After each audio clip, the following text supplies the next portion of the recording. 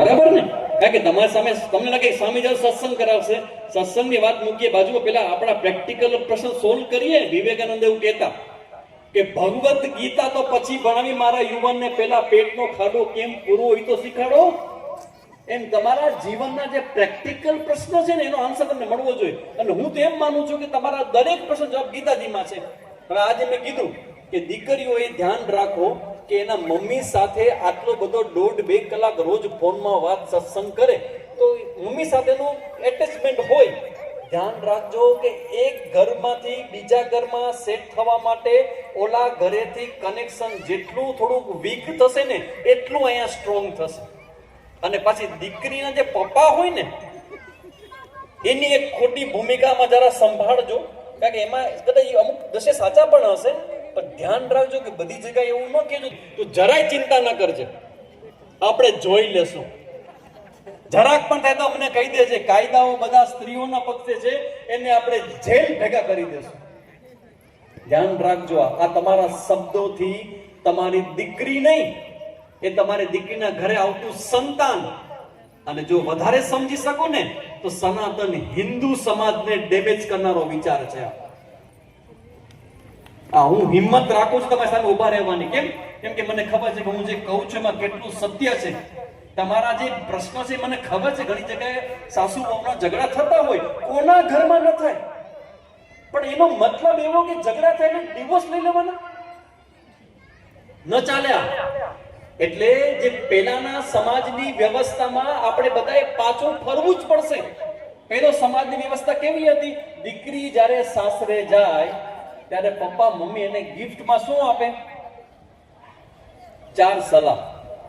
એ 4 સલાહ એવી જબરજસ્ત હતી જેને કારણે એનું લગ્ન જીવન ટકતું. આ જેટલા બહેનો બેઠા છે જેનું લગ્ન જીવન ટકી ગયું છે એને પૂછીએ કે તમે પેઇન અને દુઃખને પીધા છે કે નહીં. કોના જીવનમાં પ્રશ્ન ન હોય, એ સફળ થઈને બેઠા છે એનો મતલબ એવો નથી કે બધું સારું હતું, પણ એને ખબર હતી કે બધું સારું થઈ જશે, હાલશે, ચાલશે, ફાવશે, ગમશે, એડજસ્ટ થઈ જશું, અમારા રાગદ્વેષને મૂકી દેશું અને જેવું અમારો સાસરું હશે, જેવા અમારા સાસુ સસરા હશે, જેવા અમારા પતિ હશે એની સાથે અમે સેટલ થશું અને એની સાથે અમે જોડાઈ જશું. આ દીકરી જ્યારે કોઈ સાસરામાં જાય તો એ સમયે એ ભાવ સાથે જાય કે આ ઘરને હું શું મદદ કરું જેથી આ ઘર વધુ શ્રેષ્ઠ બને. અને બીજું, જે દીકરીને સ્વીકારે છે એ સાસુ સસરા પણ એ વિચાર સાથે જીવે કે આ દીકરી કોકની દીકરી છે તે મારી દીકરી પણ છે. વહુ છે એવું નહીં, એ તમારી દીકરીને સ્થાને છે. તો એની સાથે તમે એવો જડ વ્યવહાર ન કરો કે આજે નાજે સમજી જવી જોઈએ, આજે નાજે આવડી જવું જોઈએ. અરે છોકરીને સમય લાગે. અરે ચા બનાવતી હોય તો એના ઘરમાં ચા અલગ પ્રકારની હોય અને તમારા ઘરમાં અલગ પ્રકારની ચા હોય. આનું જે એડજસ્ટમેન્ટ છે ને એ એડજસ્ટમેન્ટ થતા સમય લાગે. ધરતીકંપ આવ્યો આપણા કચ્છની અંદર તો કચ્છને ઊભું થતા સમય લાગ્યો. તો નવા ઘરમાં દીકરી જાય એટલે કહું છું કે જે દીકરીઓ લગ્ન કરે છે ને એ એક પ્રકારની આપણા શાસ્ત્રમાં એક પ્રકારનો સંન્યાસ લે છે. જો અમે લોકો સંન્યાસ લઈએ ને તો અમે અમારા માતા પિતા ભાઈ બહેન એનો ત્યાગ કરીએ. દીકરી પણ પોતાના માતા પિતા ભાઈ બહેનનો ત્યાગ કરીને ઘરે આવે, અમારું નામ બદલાઈ જાય. ઘણી જગ્યાએ વહુ બેટા આવે ને તેનું નામ પણ સાસુ સસરા બદલી નાખતા હોય છે. ઘણી છોકરીઓ એવી પણ છે કે જેને સાસરે ગયા પછી ખબર નથી કે એમાં બાથરૂમ કઈ જગ્યાએ છે ઘરમાં, અને આખી જિંદગી એને ત્યાં રહેવાનું છે. 20-20 વર્ષ, 25-25 વર્ષ જે પપ્પા મમ્મીના ઘરે ઉછરેલી છોકરી છે એ બધું સ્ટ્રેસ લઈને આવે છે કે એક ઘરમાં 4 પરિવારના સભ્ય સાથે તમારે સેટલ થવાનું છે અને એ પ્રોસેસમાં સાસુ સસરા અને પતિએ એને હેલ્પ કરવાની હોય, એનો સ્વીકાર કરવાનો હોય અને ઘરના પાત્ર તરીકે એને એક્સેપ્ટ કરવાની હોય. That's all. એટલે આ બધા મુદ્દાઓ એટલા માટે કહું છું કે અમારે 2-3 લોકોના ધંધા બંધ કરી દેવા છે. 3 લોકોના અત્યારે મને ધ્યાન છે. અત્યારે મારી પાસે સમય નથી એટલે ટોપિક લેતો નથી. એક ટોપિક છે આ જેટલી હોસ્પિટલો અને પ્રાઇવેટ ડોક્ટર ધંધા હાલે છે ને એ બધા મારે બંધ કરવા છે. એ કેવી થશે?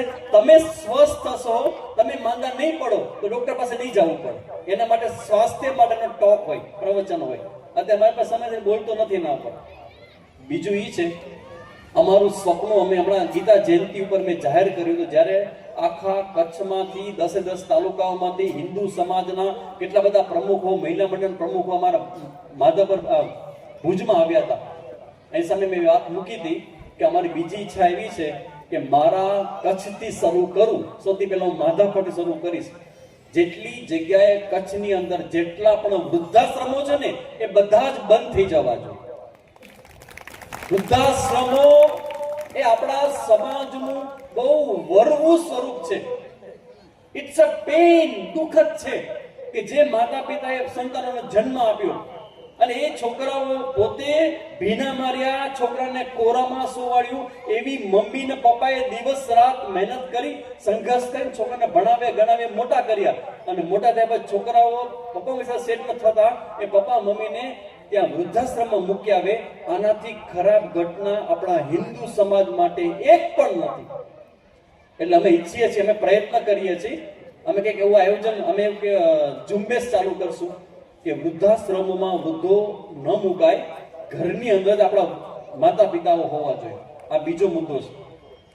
અને ત્રીજો મુદ્દો મેં મૂક્યો હતો કે દરેક હિન્દુ સમાજની અંદર તમે તમારા સમાજને પણ એક નિયમ તમે આપી શકો કે હિન્દુ સમાજની અંદર જ્યાં જ્યાં લગ્ન થાય ને, તો લગ્ન છોકરા છોકરીઓ કરતા હોય ત્યારે એને જાહેરમાં જ કહેવામાં આવવું જોઈએ કે તારા લગ્ન કર્યા પછી તને ભોગ કરવા મળશે, સંસારનું સુખ માણવા મળશે, પણ એની સામે દરેક એ પતિ પત્નીએ કમસે કમ 3 સંતાનોનો સંકલ્પ લીધા પછી જ લગ્નમાં પ્રવેશ કરવો.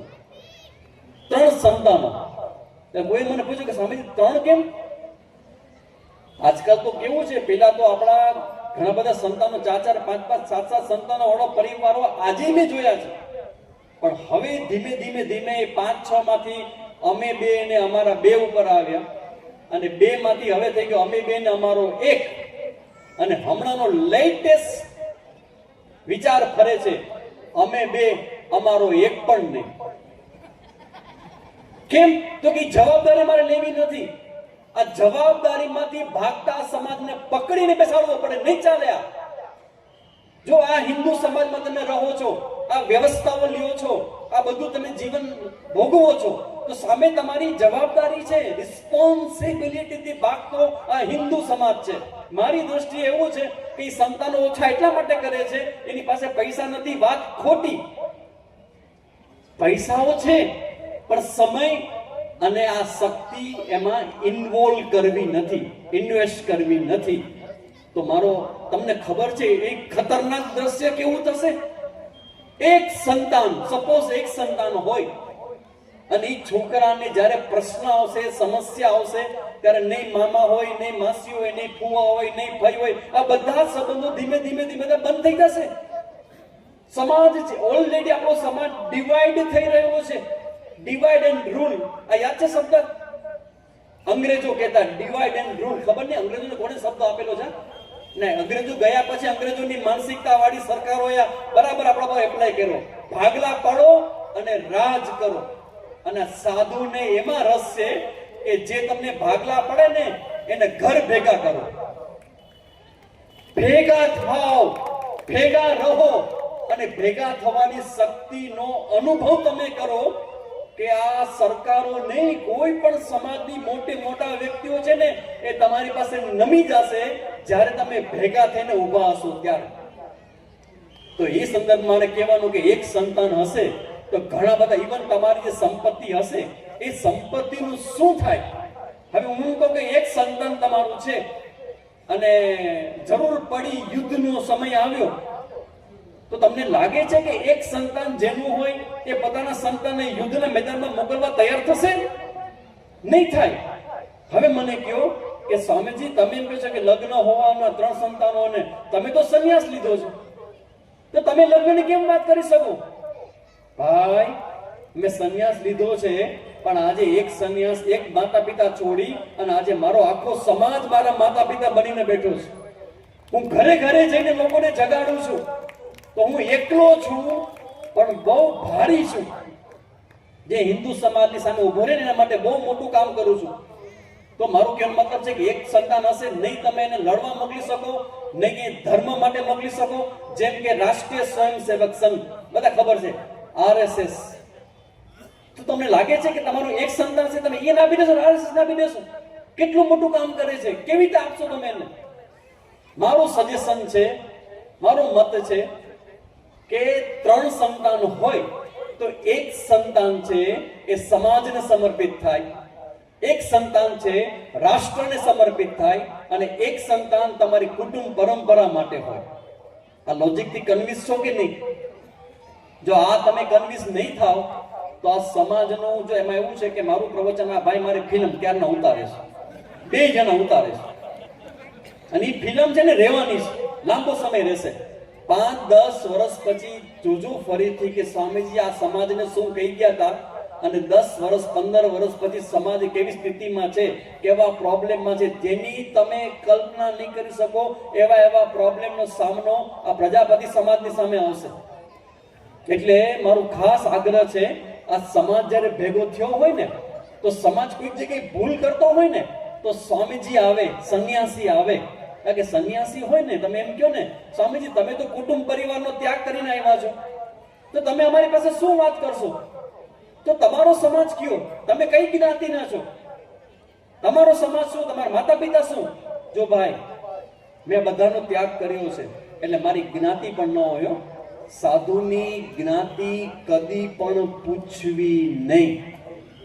પૂછ લીજીયો જ્ઞાન. જાતિ અને જ્ઞાતિ સાધુની ન પૂછવી, એનું જ્ઞાન લઈ લ્યો.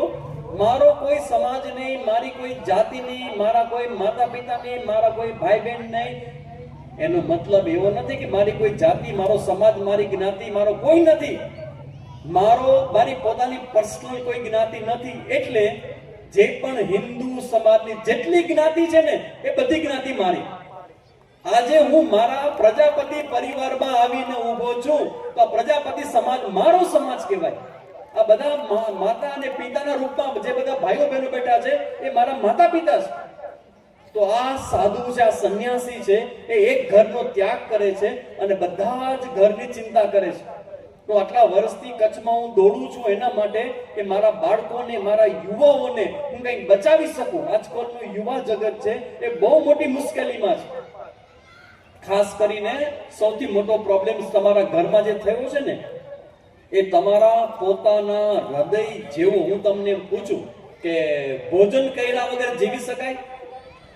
ન જીવી શકાય. પછી ઊંઘ કર્યા વગર જીવી શકાય? ન જીવી શકાય. શ્વાસ લીધા વગર જીવી શકાય? ન જીવી શકાય. પૈસા વગર જીવી શકાય? ન જીવી શકાય. મોબાઈલ વગર જીવી શકાય? હવે લ્યો મને જવાબ. મોબાઈલ વગર જીવી શકાય કે નહીં? અમારા ભુજની અંદર, સાચો જવાબ છે, ભુજની અંદર એક છોકરી ત્યાં જુબેલી પાસે જતી હતી, પોતાની ધૂનમાં હશે, એને નવો મોબાઈલ લીધો. ઓલું નહીં, ઓલું એઠું સફરજન કહેવાય ને, કેવું મોબાઈલ કહેવાય,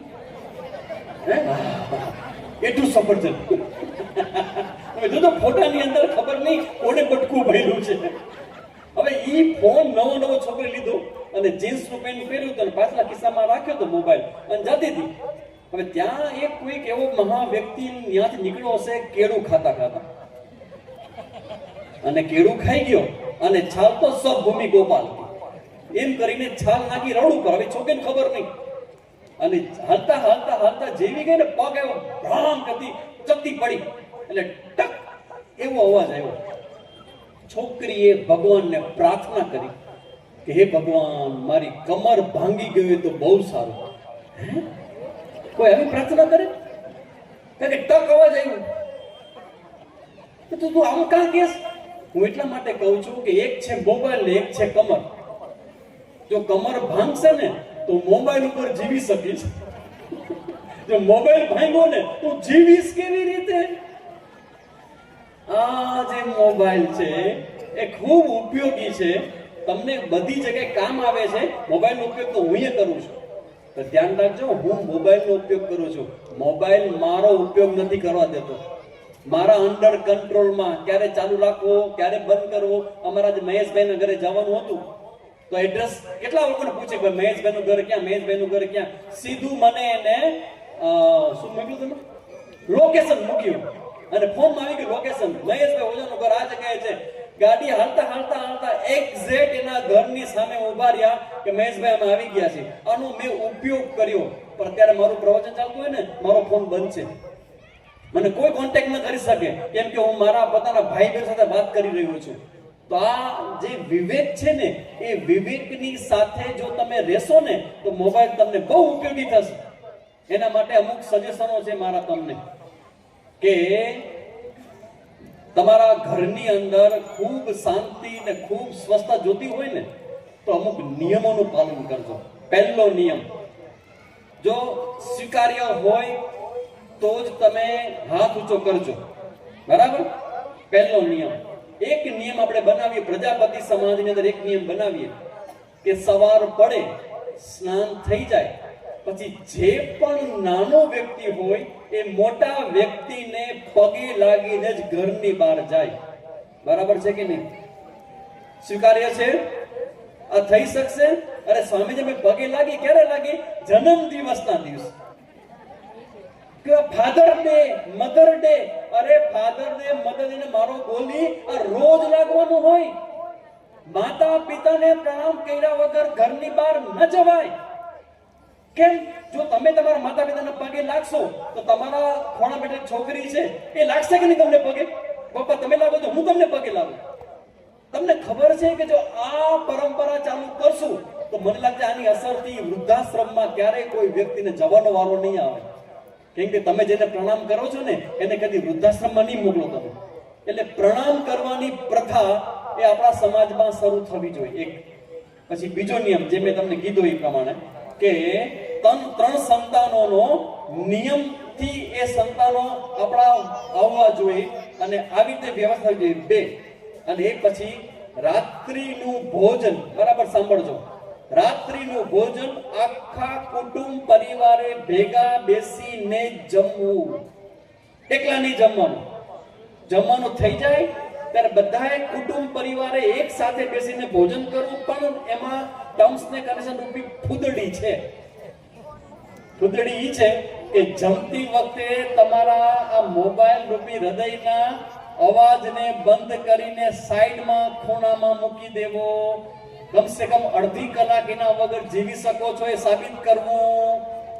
ફોનને બાજુમાં મૂકી દેવો, સાથે મળીને જમવું. જમતી વખતે ગુસ્સો ન કરવો, બહુ હોટ ડિસ્કશન ન કરવી, સારી સારી વાતો કરવી. આ પતે પછી, જમવાનું પતે પછી રાતના સૂતા પહેલા, હવે જે પ્રયોગ કેવા જઈ રહ્યો છો ને એનો ફાયદો તમને કહો કે જો તમે કરશો ને તો કરવાને કારણે તમારા ઘરમાં કોઈનું પણ એક્સિડન્ટલી ડેથ નહીં થાય, આકસ્મિક મૃત્યુ નહીં થાય, સમય પહેલા જીવ નહીં જાય. બીજું, જે પણ કોઈ આ પ્રયોગ કરશે એનું સમાજની અંદર નામ અને પ્રતિષ્ઠા બહુ વધશે. બીજું, ત્રીજું, કદાચ તમને રસ નહીં હોય તો કહી દઉં. ત્રીજો ફાયદો, કદાચ તમને રસ ન હોય કે આ પ્રયોગ કરનારમાં ઘર ઉપર લક્ષ્મીનો વરસાદ થશે. સ્વામીજી અમે ગમે એવા પૈસા વાળા હોય પણ લક્ષ્મીજી આવતા હોય તો અમને કેવું ગમે. ચોથું, આનો પ્રયોગ કરનારના સંતાનો છે એ સારા અને સાચા માર્ગે જ આગળ વધશે, સુસંસ્કારી બનશે. અને પાંચમું, આ પ્રયોગ કરનાર જે વ્યક્તિ છે એનું ઘર છે એ મોટા ભાગના રોગોથી મુક્ત બનશે અને બધા જ પ્રકારના આદિ વ્યાધિ ઉપાધિમાંથી મુક્ત બનશે. નાનો 15 મિનિટનો પ્રયોગ. શું કરવાનું? જમવાનું પતી જાય ને પછી બધા ફોનને ભેગા કરી થેલીમાં નાખી અને સાયલેન્ટ કરી ખૂણામાં રાખી દેવાના. પછી બધાએ ભેગા બેસી અને રોજ વિષ્ણુ સહસ્ત્રનો પાઠ ભેગા મળીને કરો. સનાતન હિન્દુ સંસ્કૃતિમાં રહેતા લોકો માટેનો નિયમ છે કે વિષ્ણુ સહસ્ત્રનો પાઠ ઘરે ઘરે થવો જોઈએ, તો તમારું યુવા ધન છે ને એ કદાચ બચી જશે. કારણ કે તમે મારી સામે બેઠા છો, તમને કલ્પના પણ છે કે તમારા છોકરા કે છોકરી કેવા પ્રશ્નોમાંથી પસાર થાય છે, કદી ખબર નહીં પડે. કોકવાર તમે એનો મોબાઈલ જોઈ લેશો ને, પણ મોબાઈલ એવો બધો સિક્યોર રાખ્યો હશે તો ખબર નહીં પડે કે એમાં શું છે. ઘણી વાર એવું થાય કે પતિ પત્નીના સંબંધો આ મોબાઈલને કારણે ઘણાના બગડ્યા છે. કારણ કે અમારા વકીલ લોકો અમારી સાથે છે, તે મને કહે, કિરણભાઈ ઘણી વાર મને કહે કે સ્વામીજી આ બધા જે ઝઘડાઓ થાય પતિ પત્નીના, એમાં મોબાઈલ બહુ મોટો. મેં મોબાઈલ શું ઇસ્યુ કરે તો કે સાંભળો એના માટે, એમાં એક પતિ હોય ને એનો મોબાઈલ જો પત્ની જોઈ જાય અથવા પત્નીનો મોબાઈલ પતિ જોઈ જાય, એ જોયા પછી સીધા મારી પાસે વકીલ પાસે આવે કે વકીલ સાહેબ તમે છોડાવો. હવે તમને ખબર પડે કે શું પ્રોબ્લેમ હશે. એકવાર એક ભાઈ પાસે મોબાઈલ હતો અને એ ભાઈ ભણેલા ઘણા એજ્યુકેટેડ, એમાં ધર્મપત્ની ગ્રામ્ય વિસ્તારમાંથી આવતા હતા એટલે ભણેલા નહોતા, તો કોઈ ફોન જોવે નહીં. અને પતિ બહુ કોન્ફિડન્ટ કે મારી પત્નીને ફોનમાં કઈ ખબર પડે નહીં, કોઈ માગી નહીં. એક વખત બપોરે જમવા આવ્યા અને જેવા ઘરમાં આવે એટલે પત્ની કે તમારો મોબાઈલ બતાવો તો, એ ઓલા ભાઈને પરસેવો વળી ગયો. એટલે ભાઈ ગયા સીધા બાથરૂમમાં, આવું હમણાં અંદર જઈને સીધું WhatsApp delete, Facebook delete, Instagram delete, બધા ચેટ બધા ડિલીટ, ફોટાઓ ડિલીટ, ચોખ્ખો ફોન, શુદ્ધ સાત્વિક ફોન કહીને બહાર આવ્યા. પત્ની કે જોઈ લે. પત્ની કે ઓ હજી તો 2:30 વાગ્યા છે. ઈશારો છે સ્વામીજીનો કે આ મોબાઈલ છે, ધ્યાન રાખજો, એ તમારા ઉપયોગ માટે છે. તમારા જીવનમાં એ ડિસ્ટર્બન્સ પણ ઊભું એટલી હદનું કરશે કે તમે જીવી નહીં શકો. સંયમના માર્ગ વગર જીવન કદી પણ પૂર્ણ થતું નથી. ભગવદ્ ગીતામાં ભગવાન કહે વસેહી યસ્ય ઇન્દ્રિયાણિ તસ્ય પ્રજ્ઞા પ્રતિષ્ઠિતા. તમારી ઇન્દ્રિયો પરનો વિજય. એટલે કહું છું કે રોજ રાતના તમારા છોકરાઓને પણ સંસ્કાર પડશે, તમને પણ સારું. રોજ વિષ્ણુ સહસ્ત્રનો 15 મિનિટનો પાઠ, ઇવન અત્યારે યુટ્યુબ ઉપર આવે છે, એક મોબાઈલ ચાલુ કરવો, એમાં મને વાંધો નથી. એમાં તમે પાઠ મૂકી દો અને ભેગા ભેગા બોલો. અને છેલ્લો ઉપાય, સૌથી શ્રેષ્ઠતમ ઉપાય જો કરી શકો તો, છેલ્લો ઉપાય છે કે ઘરમાં કમસે કમ એક પુસ્તક છે, મારું પ્રિય પુસ્તક છે, ડોંગરેજી મહારાજનું ભાગવત. એ અમારા ભુજની અંદર સહજાનંદ રૂરલ ડેવલપ લાઇબ્રેરીમાં એ ખાલી 100 રૂપિયાનું મળે છે. અને એ પુસ્તક વસાવી અને રોજ 1 કે 2 પન્નાનું વાંચન પરિવારના લોકોએ ભેગા થઈને કરવું. એમાં છોકરો છોકરી જે યુવાનો હોય ને એ વાંચે અને ઘર સાંભળે, બીજું કાંઈ નહીં. અને ક્યારેક ચર્ચાઓ કરવી અને ક્યારેક અમારા જેવા સ્વામીજીને બોલાવીને એનો જે સમજાય નહીં ને એના પ્રશ્નો પણ કરવા. જો આટલું કરવામાં આવશે તો મને લાગે છે કે તમારા સમાજની અંદર જે લગ્ન જીવન તૂટે છે, છોકરા છોકરીઓ ભાગી જાય છે અને બીજા ધર્મમાં ચાલ્યા જાય છે, આર્થિક પ્રોબ્લેમ છે, આ બધાનો આન્સર સ્વામીજીએ તમને અત્યારે આ 1 કલાકમાં આપી દીધો. ખબર પડી? મારો આ 1 કલાક પૂરો થયો, ખ્યાલ આવ્યો? વિચાર કરો, હવે મને કોઈક જગ્યાએ બોલાવે કે તમારે સ્વામીજી 5 મિનિટ બોલવાનું છે, 3 મિનિટ બોલવાનું, શું બોલું? એટલે હું હસીને આવું કે આ આવડું મોટું જ્ઞાનનું કારખાનું સ્વામીજી લઈને ફરે છે, પણ મારા બેટા કોઈ ચાવીથી ખોલતું નથી, એનો લાભ લેતા નથી. આટલું સિમ્પલ, આટલું ઈઝી અવેલેબલ છે. એટલે આજે જે સૌથી પહેલા મેં વાત કરી હતી કે જેને પણ મહેશભાઈની ટીમ કે જેને પણ વિચાર આવ્યો છે કે સ્વામીજીને સત્સંગ માટે બોલાવીએ, અને આટલા બધા લોકો, તમે મારો હિન્દુ સમાજ આખો ભેગો થયો હોય, કારણ કે તમે બધા મારા, હું વારંવાર શબ્દ કોન્શિયસલી બોલું છું કે તમે પ્રજાપતિ સમાજના છો, પણ મારા માટે હિન્દુ સમાજના છો. હું મારા હિન્દુ સમાજને એક ભાગને અત્યારે એડ્રેસ કરી રહ્યો છું. આવનારા સમયની અંદર જ્યારે પણ પ્રશ્ન આવશે ત્યારે મારે આ પ્રજાપતિ સમાજને સાથે રાખીને આ બધા જ નિર્ણય લેવામાં આવશે. તો એ ભાવથી હું તમારી વચ્ચે જ આવ્યો છું. તો આજે આ ભગવદ્ ગીતા અને એમાં આપેલા વિચારો અને તમારા જીવનના પ્રશ્નો, એની ચર્ચાઓ મેં કરી અને મારો 1 કલાક પૂરો થયો. હવે એવું કરીએ આપણે કે હવે તમે કંઈક કહો અને સ્વામીજીનો જવાબ આપો. વધારે નહીં, 5 કે 10 મિનિટમાં. કારણ કે મને ખબર છે કે પ્રશ્ન પૂછવા એટલા સહેલા નથી, પણ થોડીક હિંમત થાય અને જીવનના એવા પ્રશ્નો તમને થાય. આવો માઇક કોઈ છે આપણને? હા, માઇક એના આપો.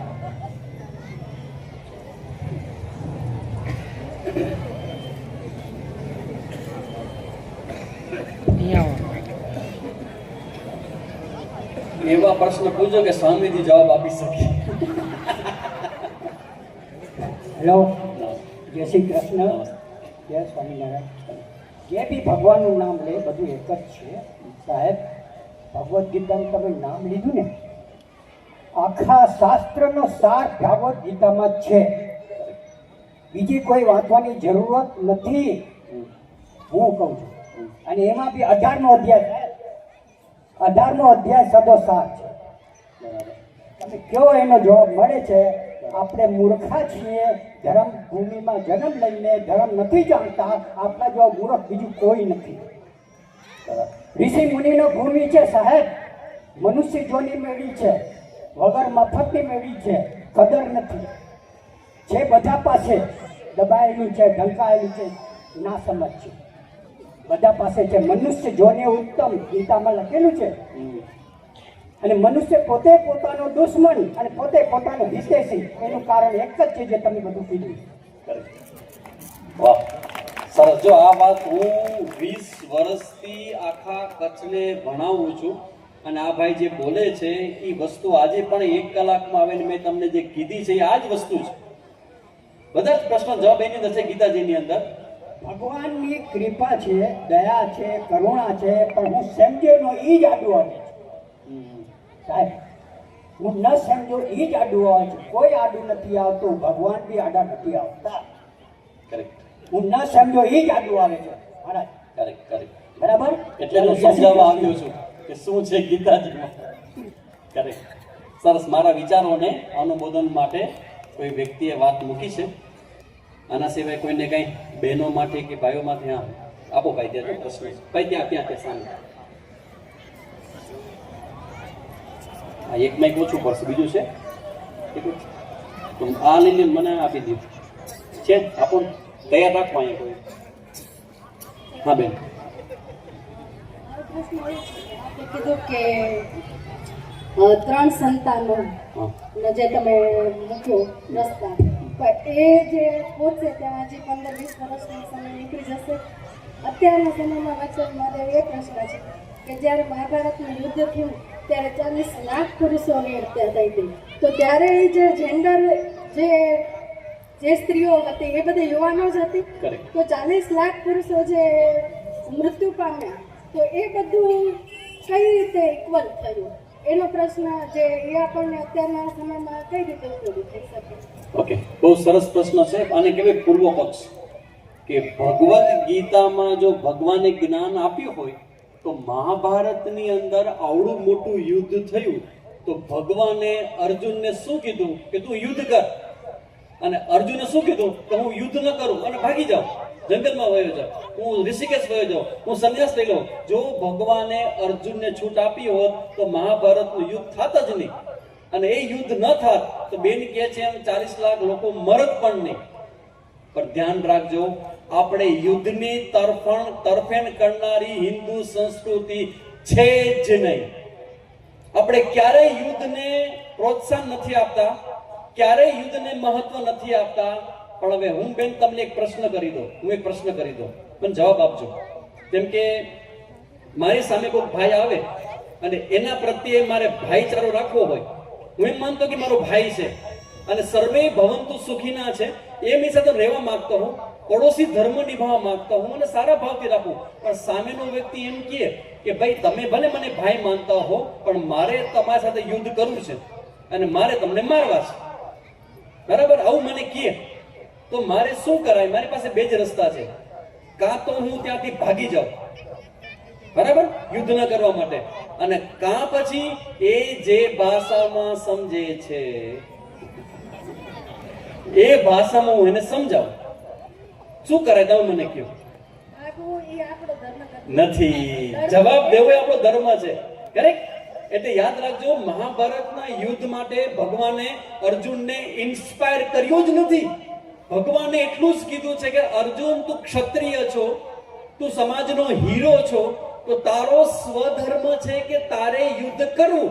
પછી યુદ્ધ તારા પોતાના લોકો સામે હોય તો શું થઈ ગયું? અત્યારે ભારત પાકિસ્તાન યુદ્ધ થાય અને લેફ્ટનન્ટ કમાન્ડર એમ કહે કે ભાઈ ભારતમાંથી આ પાકિસ્તાન નામનું બચલું જન્મ્યું છે, તો કહેવાય તો આપણો ભાઈ ને, ગમે કે ન ગમે આપણને, તો કહેવાય તો ભાઈ. તો ભાઈ સામે હું યુદ્ધ કેમ કરું? એ કમાન્ડર કહે તો દેશનું શું થાય? એટલે મહાભારતનું જે યુદ્ધ થયું છે ને, એ ધર્મ યુદ્ધ છે, એ સામાન્ય યુદ્ધ નથી. જો ખરેખર આપણે યુદ્ધમાં પ્રેમી હોત ને, તો રાવણને રામે એમને માર્યો હોત. પણ રાવણને રામ મારવા ત્યારે ગયા જ્યારે સીતા માતાને ઉપાડી ગયા, ત્યારે જ્યારે દ્રૌપદીનું વસ્ત્રાહરણ કરે અને પોતાના માલિકીનું જે કુરુક્ષેત્રના મેદાનમાં જે યુદ્ધ થયું, એ હસ્તિનાપુર માટે કોને મળે ગાદી? એના માટે જે લીગલી જે હકદાર હતા એની જમીન કોઈક લઈ લે તો જવાબ દેવો પડે. એટલા માટે ભગવાને અર્જુનને કીધું તું યુદ્ધ કર. અને બીજું, તમે જે પહેલા કીધું એ પ્રમાણે 3 સંતાનોનો જવાબ, 3 સંતાનોનો જવાબ આજુ કહી દઉં. હું આ ગીતા જયંતિને મેં કહેવાનું શરૂ કર્યું છે. હમણાં જ મને ફોન આવ્યો કે સ્વામીજી, અમારા પરિવારમાં એક 3જું સંતાન આવી રહ્યું છે, તમે અમને ગાઈડ કરો કે અમારા સંતાનને અમે સમાજને સમર્પિત કેવી રીતે કરી શકીએ. આજની વાત છે, ટુડે, આજે. તમે સ્વામી સંન્યાસીઓને લાઇટલી ન ગણજો. એકવાર એ સંન્યાસી ઉભો થશે ને તો એ આખા, તમને ખબર હશે કે 1892 ની અંદર સ્વામી વિવેકાનંદ શિકાગો ગયા હતા અને એકલા એ વિવેકાનંદ યુવાન સંન્યાસી એ ઊભા થયા અને શિકાગોની ધર્મ પરિષદને 7 મિનિટમાં હલાવી દીધી. એટલે આ સાધુ સંન્યાસીઓ જ્યારે કંઈ કહેતા હોય ને, એની પાછળ ભગવાનનો ઈશારો હોય, કંઈક અમારું વ્યક્તિગત ન હોય. એટલે ભગવાનની કોઈક પ્રેરણા છે. 20 વર્ષથી કામ કરું છું, કદી આવું બોલ્યો નથી. આ ભાઈને પૂછો ક્યારે તમે સ્વામીજી આવું બોલતા સાંભળ્યા છે? હું આજ શું કામ કહું છું? કેમ કે મને કંઈક પ્રેરણા થઈ છે. એક બાજુથી આપણા કચ્છમાં ગીતાજીનો આવડો મોટો ઉત્સવ પહેલી વખત થયો, ઇતિહાસમાં પહેલી ઘટના. બીજી બાજુથી આપણા બાગેશ્વર વાળા ધામ વાળા જે છે ધીરેન્દ્ર શાસ્ત્રી અને બીજા સાધુ સંતો ભેગા થઈને કલકત્તાની અંદર 5 લાખ હિન્દુઓ ભેગા થઈને ગીતાનો પાઠ કરે. આ બધી ઘટનાઓ કઈ એકબીજાથી સીધી કનેક્ટેડ નથી, પણ પ્રકૃતિની કોઈક વ્યવસ્થા છે જેમને પ્રેરણા કરે છે કે જાઓ, પ્રજાપતિ સમાજમાં જાઓ અને જઈને લોકોના હૃદયને પહોંચે ને એવી વાત તમે કરીને આવો. એટલે ઈશ્વરની વાણી છે, એને જેટલા જલ્દી સમજી શકશો ને એટલો લાભ તમે લઈ શકશો. Thank you. વાહ, હવે વાહ, 2 પ્રશ્નો તો આવ્યા. કોઈને કંઈ કહેવું છે? કા અભિપ્રાય અને કા પ્રશ્ન? હા, ખૂબ સરસ. સ્વામીજીના ચરણોમાં કોટી કોટી વંદન. સમાજના સર્વે બંધુ બહેનોને સર્વને વંદન. હું એક કોલેજમાં શિક્ષક તરીકેની ફરજ છેલ્લા 8 વર્ષથી બજાવું છું. અમને શિક્ષક તરીકેનો ગૌરવ પણ થાય, પણ સામે કેટલાક પ્રશ્નો પણ અત્યારે બહુ જોવામાં આવે છે કે આજકાલની જે જનરેશન છે, છેલ્લા કોવિડ-19 પછીના જેટલા સ્ટુડન્ટ્સ અમારી પાસે આવે છે, એ આઈધર એમને પ્રોબ્લેમ છે કે મમ્મી પપ્પાની રિસ્પેક્ટ નથી રાખતા, મોબાઈલનો બહુ યુઝ કરે છે, પરીક્ષામાં ચોરીના બનાવો પણ બહુ બને છે, અને કોલેજની અંદર આવીને માહોલ એટલું બધું એ લોકો મોબાઈલની અંદર વ્યસ્ત રહેતા હોય છે. તો આજે સમાજના માધ્યમથી આપને મારો પ્રશ્ન છે કે આપણે આપણા સમાજના દરેક બાળક બાલિકા બધાને કેવી રીતના મોબાઈલથી એડિક્ટેડ ન થવા દઈએ, તો પ્લીઝ થોડું એના માટે આપ માર્ગદર્શન કરો. કોટી કોટી વંદન. વાહ, ખૂબ સરસ. તમારા સમાજની અંદર આવા યુવાનો પડ્યા છે કે જે શિક્ષણ જગતમાં કામ કરે છે. અને મેં મહેશભાઈને પહેલા પૂછ્યું કે મહેશભાઈ, તમારામાંથી કોઈ પ્રશ્ન કરશે? ના, કરશે પ્રશ્ન. મને હજી ડાઉટ હતો, પણ તમારી વાત સાચી પડી કે પ્રશ્ન સમાજમાંથી કરે છે, હિંમતપૂર્વક કરે છે. અને સ્વામીજી જેવા તમારા આંગણે આવ્યા હોય ને તો એને તો પ્રશ્ન કરવા જ જોઈએ. બહુ સરસ તમારો પ્રશ્ન છે મિત્રો. એવો પ્રશ્ન છે કે જેનો સીધો જવાબ અમારા કોઈ પાસે નથી. એનો સીધો આન્સર અમારા કોઈ પાસે નથી. કેમ કે મને બરાબર ખબર છે કે ભાઈ આ મોબાઈલ એવી માયા છે કે એમાં મોટા મોટા સમાજના શ્રેષ્ઠીઓ છે ને એના પગ લપટી ગયા છે. એ તાકાત છે મોબાઈલમાં. આ રીલમાં ખબર નહીં, ખાલી 30 સેકન્ડની રીલ ને તમારી 3 કલાક લઈ લે. ફેરવા જ કરો, ફેરવા જ કરો, અલગ અલગ અલગ અલગ અલગ અલગ આવ્યા જ કરે. અને એ એટલી ખતરનાક માયાજાળ છે. અમે સાધુ સંન્યાસીઓ માટે તો નવી નવી છે ને તમારા શાસ્ત્રમાં ક્યાંક હોત કે સાધુ સંન્યાસીઓ મોબાઈલથી દૂર રહેવું. અમારા માટે સાવ નવું છે. એક વસ્તુ કહી દઉં, એનો એક ઉપાય મેં ઓલરેડી આપી દીધો કે એક પ્રેક્ટિસ એવી પાડવામાં આવે કે મોબાઈલ જોવાનો જે ટાઈમ લાઈન છે ને એની માટે સ્પર્ધાઓ શરૂ થાય. અમે બીજા લોકોને એવું કહી છીએ કે ધારો કે હમણાં નરેન્દ્ર મોદી બોલ્યા બહુ ખતરનાક વાત, એ કે મને એવા સમાચાર છે કે મારો ભારતનો યુવાન 6-7 કલાકનો ટાઈમ મોબાઈલમાં પસાર કરે છે પર ડે. 7 કલાક એટલે કેટલો સમય થયો? તો શું કરીએ? એમાંથી નીચે આવવાની સ્પર્ધા છોકરાઓમાં ઊભી કરીએ કે કોણ ઓછો સમય મોબાઈલ જોવે છે અને જે ઓછો જોવે એને સ્પેશિયલ ઇનામ જાહેર કરીએ. જો અમારી પાસે કોઈ આન્સર નથી પણ પ્રયત્ન કરું છું. બીજું કે સમયે સમયે મોબાઈલને બાજુમાં રાખતા શીખવાડીએ. અને આજે હવે જે હું કહું છું ને એના માટે તમારે બધાએ હું કહું પછી તાળી પાડવી પડશે. હાવ સાચું કહ્યું કે 1.25 કલાકથી તમને બધાને મોબાઈલથી મેં દૂર રાખ્યા છે કે નહીં? એકેય વ્યક્તિને મોબાઈલ વાગતો નથી, જોતા નથી ને સ્વામીજી ભેગા આ 1.5 કલાકથી તમે મોબાઈલ વગર રાખી શક્યા. એનો મતલબ એવો સત્સંગમાં એ તાકાત છે એ મોબાઈલની માયામાંથી દૂર લઈ જઈ શકે તમને.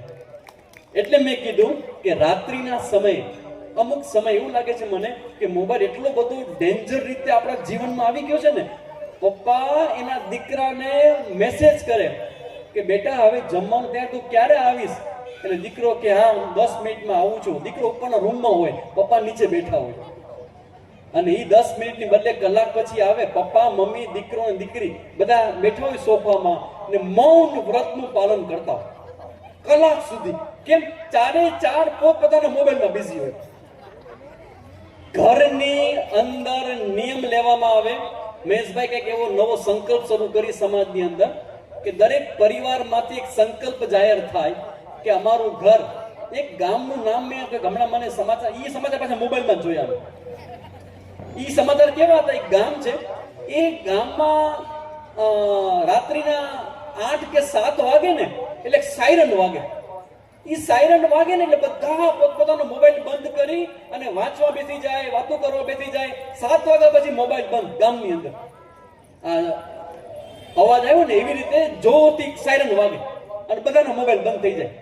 તો ખબર નહીં, મને લાગે છે કે આવું કોઈ નવો પ્રયોગ ગોતી કાઢવો પડે કે મોબાઈલને લિમિટેડ કરવા માટે અમુક સમયે મોબાઈલને બંધ કરતા શીખી જઈએ. અને ક્યારેક બહેનો તમે એકાદશી જે કરો છો, એકાદશી કરીએ તો વૈકુંઠ જઈએ. મૂકો વૈકુંઠની વાત બાજુમાં, કોને જોયું છે વૈકુંઠ? પણ એકાદશીના દિવસે મોબાઈલનો ઉપયોગ નહીં કરવાનો.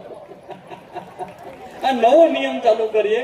એક દિવસ, 15 દિવસે, અઠવાડિયે એક દિવસ અમુક કલાક માટે મોબાઈલનો સંયમ કરવાનો નવું અનુષ્ઠાન શરૂ કરીએ તો મને લાગે છે કે કંઈક આન્સર મળશે. બાકી તમારા પ્રશ્નોનો સીધો આન્સર આ હ્યુમાનિટી માનવ જાત પાસે નથી. હા, જો મોટી વાત કરી છે ભાઈ, બહુ સાચી વાત કરી. જેણે આ મોબાઈલની શોધ કરીને ઇન્ટરનેટ ને બધું જેને બનાવ્યું છે ને એને મોબાઈલ રાખ્યો જ નથી. એને કેવો રાખ્યો છે? Simple mobile. આ બહુ સાચી વાત કરીએ. એટલે સમજ જ એવું છે કે આપણે બધાને કોઈક જગ્યાએ ધંધે લગાડી અને ટેસ્ટથી આપણા પૈસા તાગડધી ના કરે છે. સમજીએ, વિવેક કરીએ અને ક્યાંકથી શરૂ કરીએ તો કદાચ આપણને આન્સર એનો મળશે. Good. So very good. I am so happy. મને બહુ ગમ્યું તમારી વચ્ચે. મારા પરિવારમાં આટલા 20 વર્ષ હું પહોંચ્યો છું અને વિશ્વાસ છે મને કે મારી વાતો તમારા હૃદય સુધી પહોંચી હશે. તો હું ભગવાનને પ્રાર્થના કરું કે તમારા સમાજને ભેળો રાખે, વિકસિત થાય, સમૃદ્ધ થાય અને નૈતિક રીતે તમારા યુવા ભાઈ બહેનો છે એ બધા જ શ્રેષ્ઠ બને. એ જ પ્રાર્થના સાથે wish you all the best.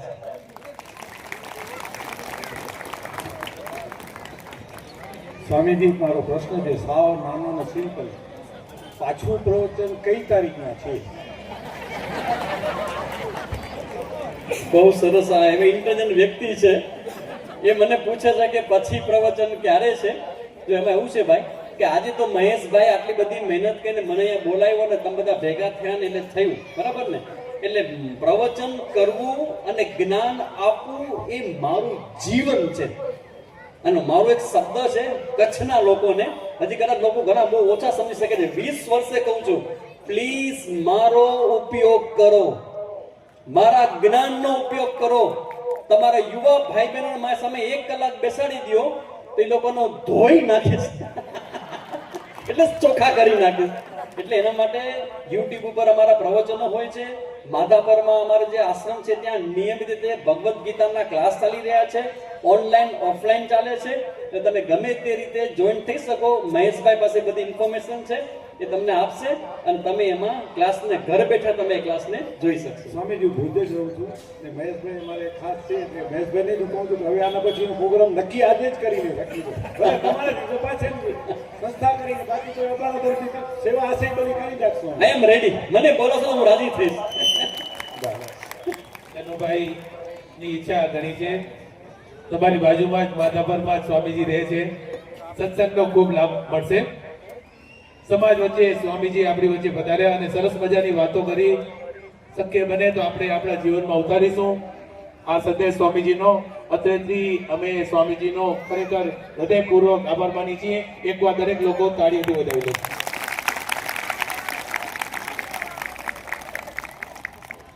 આપ જોઈએ સવારે આપણા જે યજ્ઞ અંદર યજ્ઞની આપણે જે વિધિ કરી એમના આચાર્ય શ્રી હિતેશ મહારાજ અને પુનિત મહારાજ આપણી વચ્ચે છે. એમનું આપણે સન્માન કરવા જઈ રહ્યા છીએ. વિનંતી કરીશ ભવન નિર્માણ સમિતિના સભ્યો બંને કરશે. શ્રી હિતેશ મહારાજ, શ્રી પુનિત મહારાજ.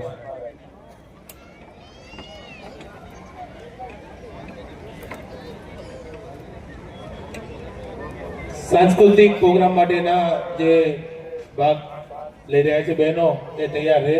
હવે આપણે સાંસ્કૃતિક પ્રોગ્રામ તરફ પ્રયાણ કરીએ છીએ.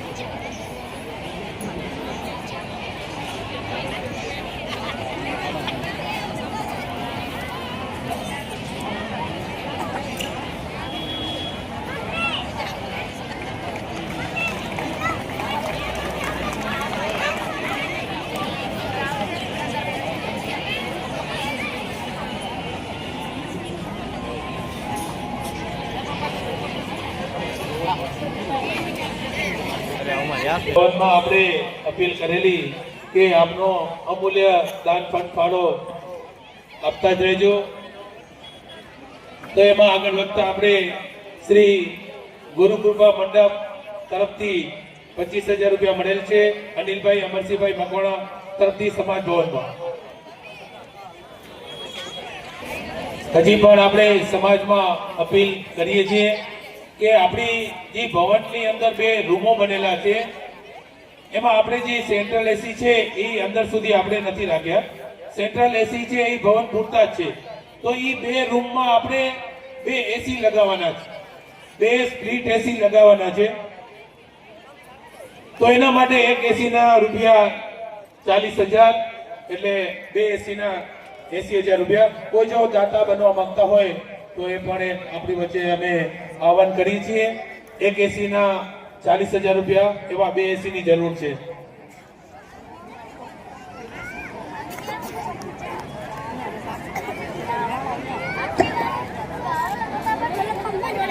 બીજું આપણે સમાજ વચ્ચે આહવાન કરેલું કે જે મેઇન ગેટ છે એના માટેના પણ દાતા બની શકો છો.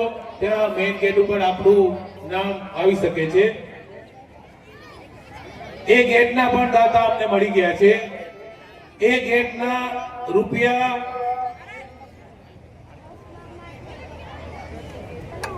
મેઇન ગેટ આપણે જ્યાંથી અત્યારે અંદર આવ્યા છીએ એ ગેટની વાત કરું છું.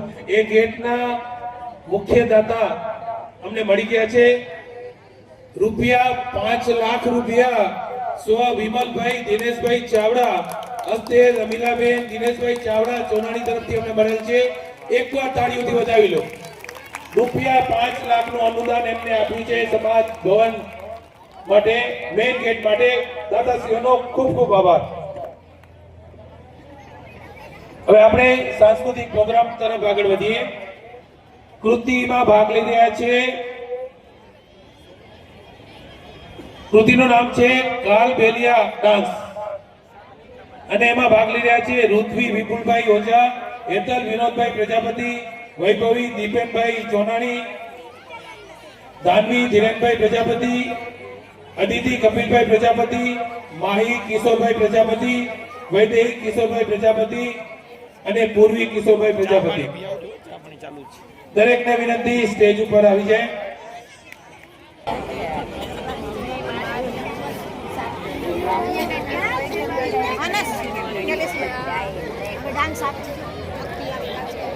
આપણે સવારે પણ ગણેશ સ્તુતિ અને સ્વાગત ગીત લીધું. એમાં પણ દરેક બાળાઓને આપણે રોકડ રૂપે પ્રોત્સાહિત કર્યા હતા. આજે પણ આપણી સમક્ષ બે કૃતિ હમણાં જ આપણે રજૂ કરવા જઈ રહી છીએ. દાદાઓને પણ વિનંતી કે એમાં ભાગ લઈ રહેલા બહેનોને આપ રોકડ રૂપે પ્રોત્સાહિત કરી શકશો. કાલબેલિયા ડાન્સ.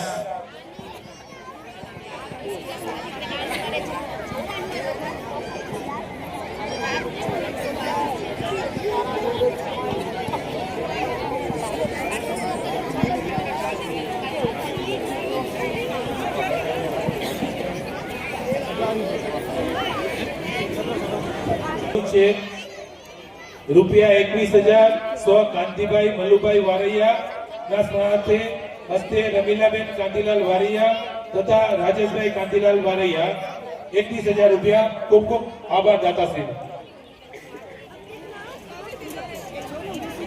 વારૈયા ધરમસિંહભાઈ વીરજીભાઈ હસ્તે હિતેશભાઈ તથા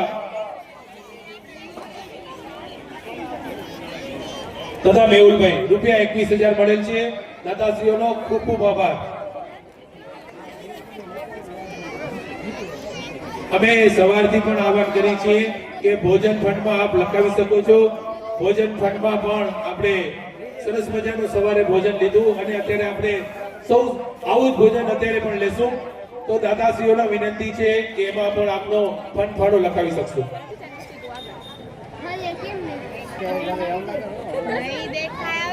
મને ઉભા જશે